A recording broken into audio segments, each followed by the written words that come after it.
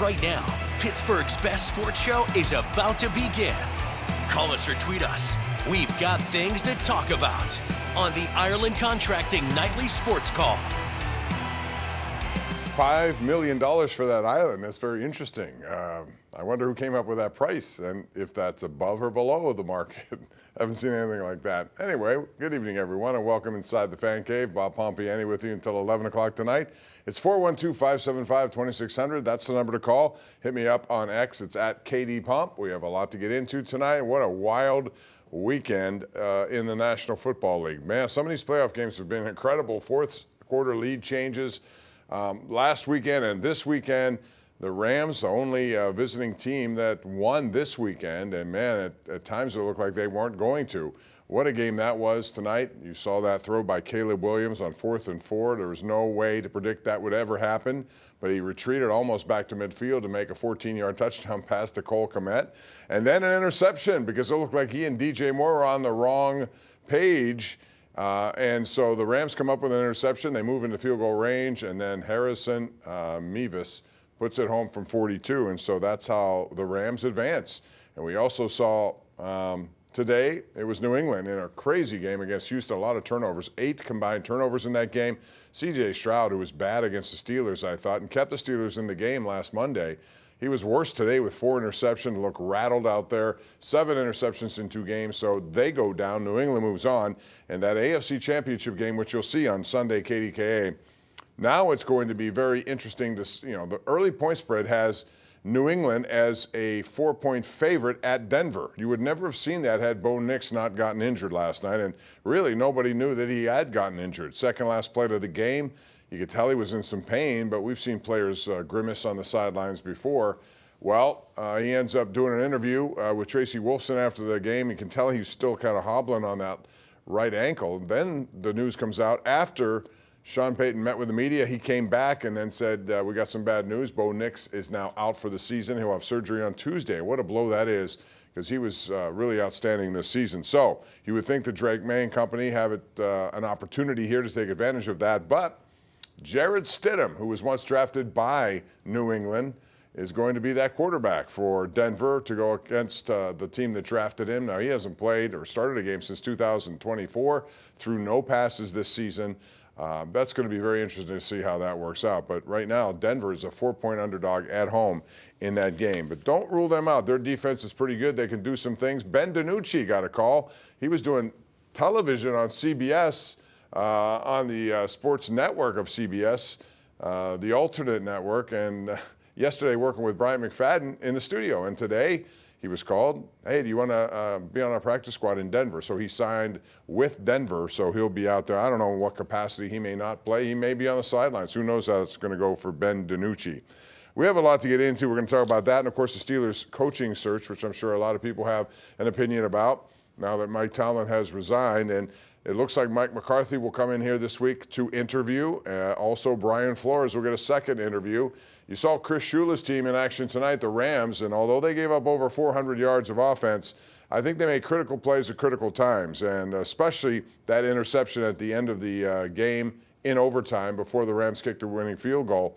They did a pretty good job for the most part. Chicago is just one of those teams with Caleb Williams. They can get you with some big clump plays, and they did. Although, and this is for all you analytics fans out there, if you're always thinking about going for a 4th down and whatever in the red zone when you have what should be a chip shot field goal, you should always consider taking the points.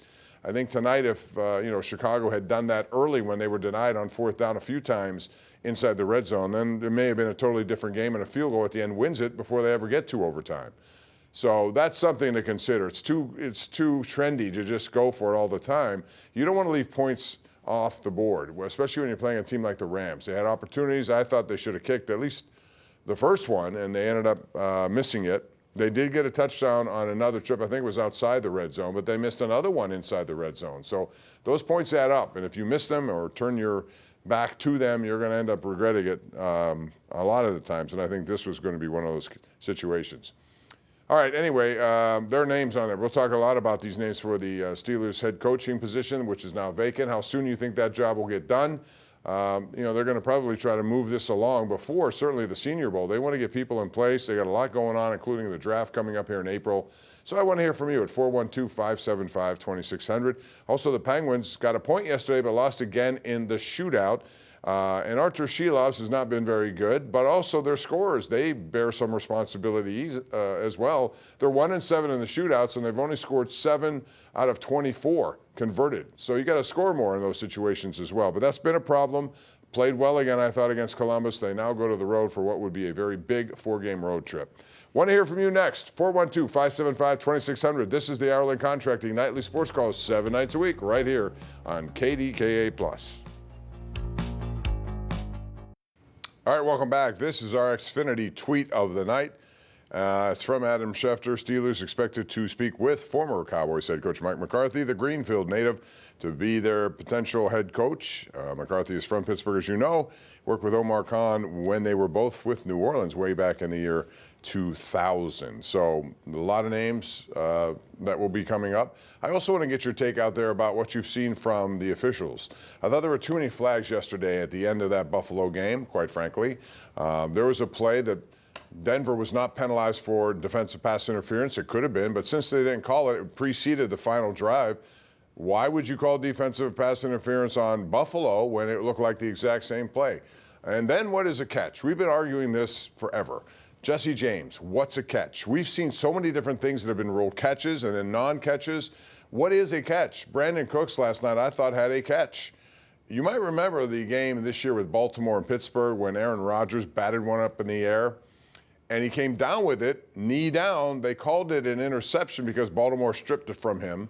They reviewed it and said, no, his knee was down, so it's a catch. Well, if that was a catch, then certainly Brandon Cooks was a catch. We've seen so many different things when ball moves, when they don't. They make it so complicated, it's hard to decipher what is a catch. 412-575-2600. Let's get right to it. A lot of people on the line. David in Finleyville is first tonight. Hello, David. How are you? Good evening, Bob. How are you tonight? Good, thanks. Thanks for taking my call. I'd like to ask you a question. So how do you think the hiring of McCarthy would be to fit with the Steelers?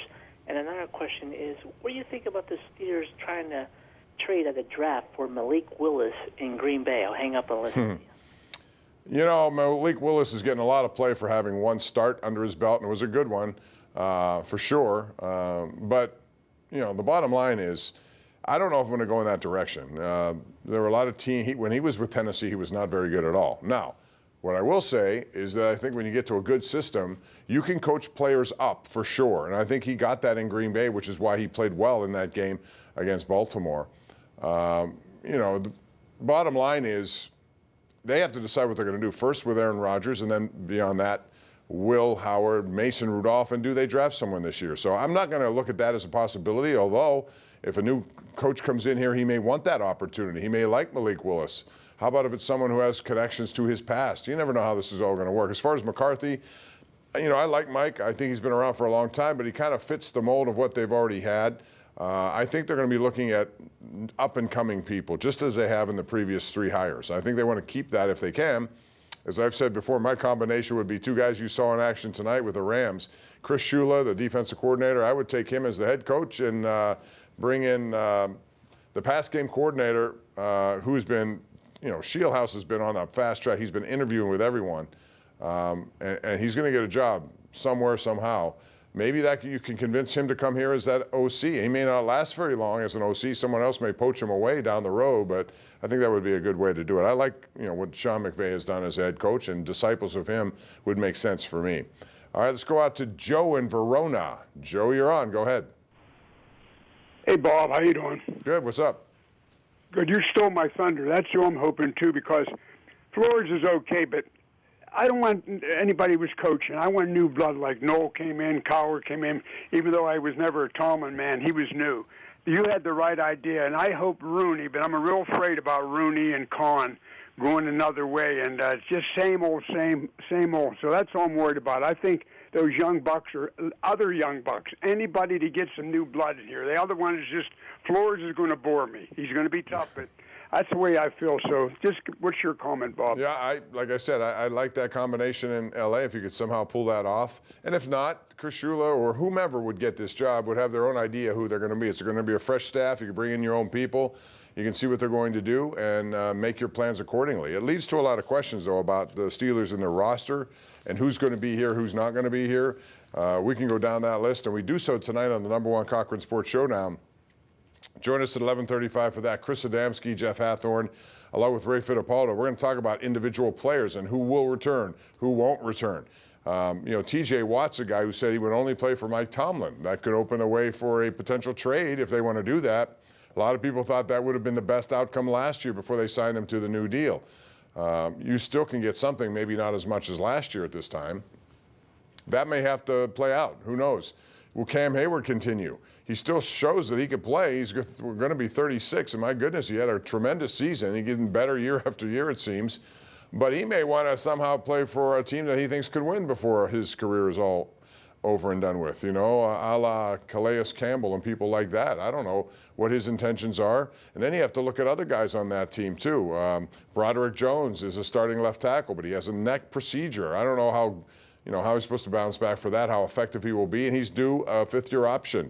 Will they pick it up at $19 million a year, or do you believe in Dylan Cook from what you've seen? There are a lot of things going on. Jonnu Smith is another guy brought here to do big things. In the last game that he had, in that wild card game, 2 catches, -1 yards. He wasn't utilized a lot, and if they're going to pay him that kind of money, they may want to move on from him as well. There are a lot of things that are going to be brought up for sure. We'll talk about them tonight on the #1 Cochran Sports Showdown. Let's go back to the lines. That's JB in Shadyside is next. Hey, JB. Hey, Pomp, how you doing? Good. What's going on, man? Good. All right, so I have an issue with the GM. I think the Steelers need a new GM. I mean, every decision the guy's made has been pretty bad. So until they got to rectify that, too. That adds to the problem. And I do think Malik Willis actually has a big enough arm, can make all the throws, and I would gamble on him. They need to keep gambling on quarterbacks until they find somebody. That's a problem, JB. They're in that mode where they're year to year. It could be a new quarterback coming at you. They're kicking it down the road as far as finding the next guy, but it's been impossible to do so when they draft where they draft. So, what happens this year? Quite frankly, with Moore out of there from Oregon, he's going to stay put, makes a lot of NIL money. The only guy coming up will be Fernando Mendoza. He's going to be gone. Who else would you trust at pick 20 or wherever they pick? It's a tough assignment. They may need wide receiving help. Calvin Austin is a free agent. He can move on if he wants. They need people to come in and play wide receiver. And as far as Omar Khan, if you look at the last 2 drafts, I think they've been pretty good. I think they've got a lot of players who've started for them, and we'll see how it advances further. But I'm not moving away from him. I'm going to keep things. He and Andy Weidel, I think, have a pretty good partnership there. We'll see how that moves forward. But no, you're not going to see a change there. They got to figure out a coach, and that coach has got to deal with those guys as well. So there's still a lot of work to be done. All right, let's get out to Jerry in Rustdale. Jerry, how are you? Good. How you doing, Bob? Thanks for taking my call. My pleasure. Hey, I was just wondering if they would ever consider taking and interviewing James Harrison as a head coach. Every time he speaks, he's right on target with everything that the Steelers need to do. And after all, the Patriots have one of their older linebackers as a coach. Yeah, but he went through the process. I don't think James Harrison doesn't have any experience in that. They're not going to go in that direction at all. It doesn't matter who that person is. You got to go through the process. They're just not going to hire someone like that off the street. Say, okay, be our head coach.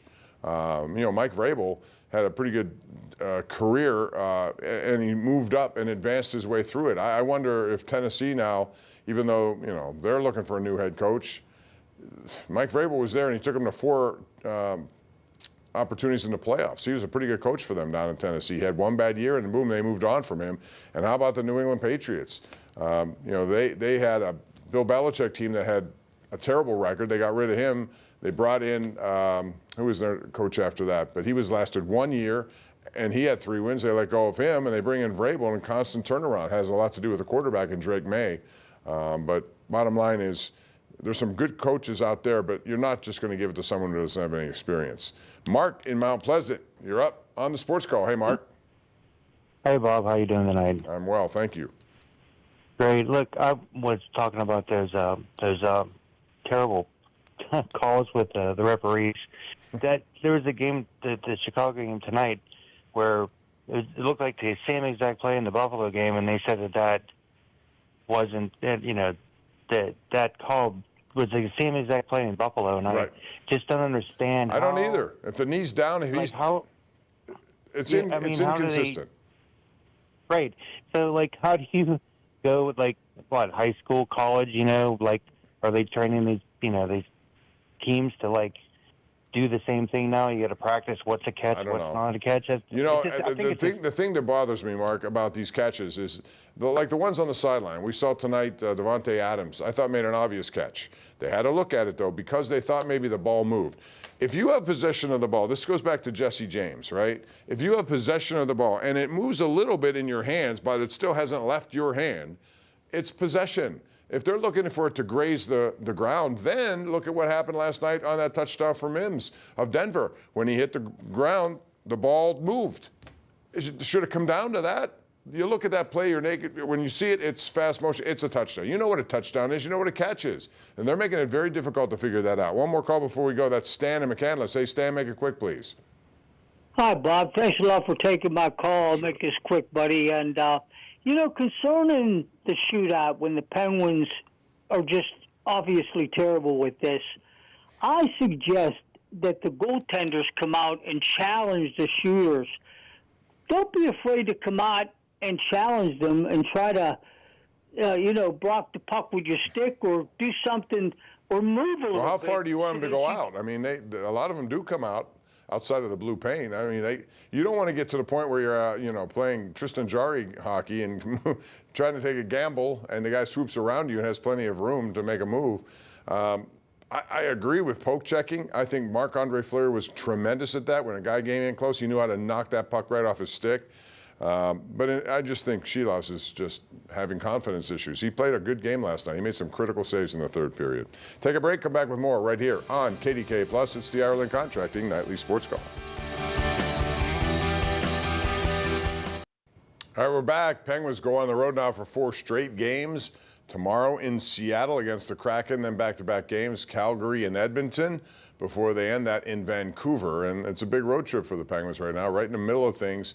And we'll see if they can get some extra points here on the road. Meanwhile, next Sunday, it is your AFC and NFC championship games. AFC, Drake May against Jared Stidham. In that one, New England is a 4-point favorite on the road in Denver. And then the other one is going to be Matthew Stafford, Sam Darnold, who's having a wonderful year. Last time Rams won a Super Bowl, Cooper Kupp was the MVP. Now he's one of the players on Seattle. It's going to do it for us. Thanks for joining us. We'll do it again tomorrow night and every night right here at 10:35. Join us for the showdown, 11:35 KDKA. Good night.